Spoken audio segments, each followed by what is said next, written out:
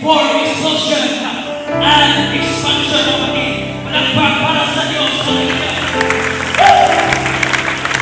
Isang mga kapatid, magbasa natin na ang mga kagaling sila na may karamdaman mga kapatid. Hallelujah! At tinangalan nila na walang ibang nagkakaligtasan kundi ang Panginoong Jesus na mga kapatid. At sa ganun na po nakalagayan, maraming mga tao sa panahon na yun ay nagselos, nagalit at pinagbataan ang buhay ng mga lalaki. Hallelujah! Na kung sila ay mangaral pa, sila po ay ikumulong at kung pwede kapakayin mga kapatid. Praise the Lord! Hallelujah! At ang ganun na po nakalagayan, sila po ay nanalangin at pagkatapos silang manalangin, sila po ay nagpuspos ng Espiritu ng Diyos sa kapatid. Kaya po sa ating buhay na isang Christian mga kapatid, napakalaga sa ating buhay ang panalangin mga kapatid. Because when we pray, we rely on God, we trust God, we depend on God, that God will fight for us mga kapatid. That God will protect us from all the harm. God will protect us from all the harm. Ang taong panalasan, nasa Kanya ang favor ng Panginoon mga kapatid. Powerful Christian is a powerful Christian mga kapatid. Praise the Lord, hallelujah. Kailangan po natin mag-pray without ceasing. Kahit napupusin tayo ng Espiritu ng Diyos mga kapatid.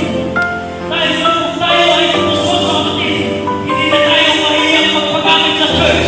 Hindi na tayo mahiyang mag-dispensa as a word of God mga kapatid. At hindi na tayo mahiyang sumayaw, kakanta, at magpuri sa Panginoon mga kapatid. Hallelujah. Oh, come on.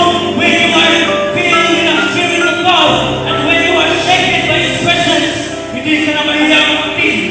Pag tayo ay pusos ng Espiritu Santo, hindi na tayo mapipigilan ng mga problema, ng mga karamdaman, ng mga, hallelujah, may mga circumstances, o kahit na may mga demonyo, hindi tayo kaya pipigilan ito mga kapatid. By the Spirit of the Lord, we are unstoppable. We are powerful mga kapatid. Acts 1:8, the Bible says, but ye shall receive power after the Holy Ghost is come upon you. Hallelujah. Kalakpak sa Panginoon. At kaya din tayo, we are filled with the Spirit of the Lord. Kaya tayong kakagitin ng Panginoon outside the church mga kapatid. And God will give us knowledge and wisdom and boldness para ipag-aral ang kanyang mga salita sa mga tao hindi malita sa kapatid. And there will be explosion ng Word of God for those people who are not yet saved mga kapatid. Hallelujah.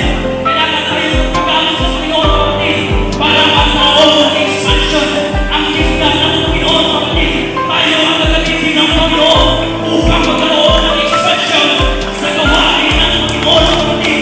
Maraming mga buhay ng pagbabago, maraming mga ginagawa ng Panginoon, maraming mga nasa katawan magkakaroon ng miracles.